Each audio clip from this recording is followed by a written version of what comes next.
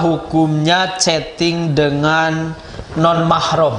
Ya, artinya bukan suami kita, bukan adik kita, bukan kakak kita, ya itu bukan istri kita. Apa hukumnya? Sahabat-sahabat yang dirahmati Allah, di usul fikih itu al-kitabah kal khitabah. Jadi posisi hukum dari tulisan, chatting itu kan tulisan ya, kita ngetik, itu sama hukumnya dengan ucapan. Artinya kalau di ucapan itu haram, maka chattingnya juga haram. Kalau di ucapan itu boleh, maka chatting pun boleh. Jadi tergantung kontennya. Secara asalnya ya berbicara dengan siapapun hukumnya boleh. Al aslu fi kulli syai'in mubahun hatta kana adalilu ala tahrimihi. Segala sesuatu itu pada asalnya boleh kecuali ada dalil yang mengharamkannya.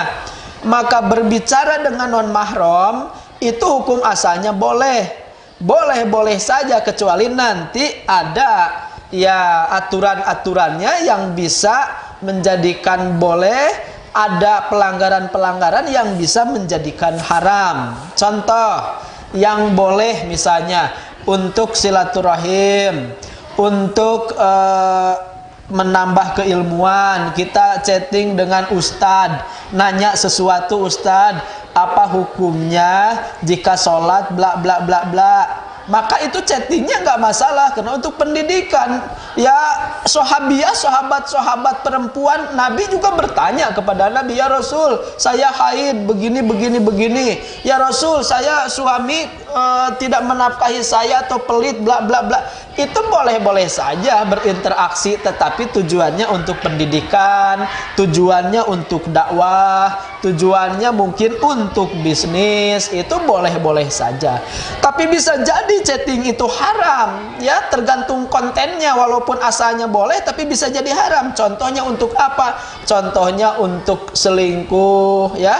Contohnya untuk nipu. Contohnya untuk ya di situ ada terorisme, misalnya merekrut ini teroris gitu ya, menipu dan lain sebagainya, itu bisa jadi haram. Untuk gibah, untuk fitnah dan lain sebagainya, itu chatting bisa jadi haram ya, dengan mahram, dengan non mahram, apalagi dengan non mahram. Adapun kalau ada yang nanya ketika dengan non mahram ada enggak syarat-syarat tertentu? Ya tentu ada. Kenapa? Karena ini kan bukan mahram, non mahram. Syaratnya apa saja? Yang pertama, setidaknya ada hajat. Hajat itu kebutuhan tadi, untuk pendidikan, untuk silaturahim, untuk bisnis, untuk menanyakan sesuatu, itu ada kebutuhan.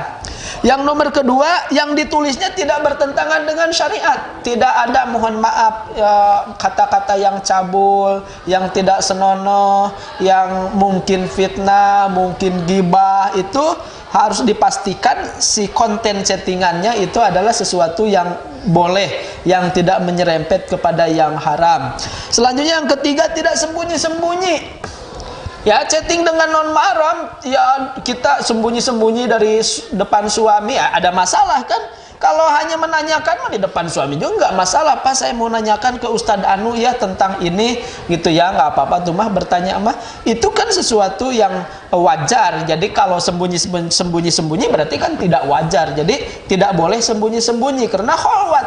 Khalwat itu bukan hanya di dunia nyata, ya berduaan dengan laki-laki, di dunia maya chatting pun jika sembunyi-sembunyi, ya tidak mau dilihat orang, tidak mau diketahui orang, ada masalah tuh, berarti sudah bisa kena ke haram.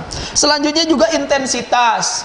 Ya sewajarnya aja nanya ke ustadz ya seminggu sekali, atau kalau lagi pas ada yang dipertanyakan. Tapi kalau tiap hari atau bahkan tiap jam intens banget, Ustadz sudah makan belum misalnya, atau Pak Guru atau Kak misalnya ke kakak angkatan di sekolah, ini intens sekali, itu bisa jadi haram. Kenapa? Ya intensitas itu akan mempengaruhi hukum nanti gitu ya. Namanya intens itu sudah ada tanda tanya besar, ada apa itu begitu sangat intens, nanya udah makan atau tidak, hati-hati ya, kayak perhatian-perhatian kayak gitu.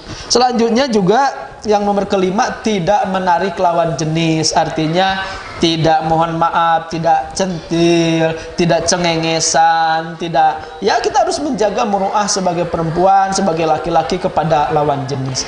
Itu saja barangkali. Jadi hukum asalnya boleh tapi bisa jadi haram kalau melanggar syarat-syarat tadi, dan bisa tetap boleh kalau tetap memakai aturan-aturan yang dipersyaratkan 5 tadi.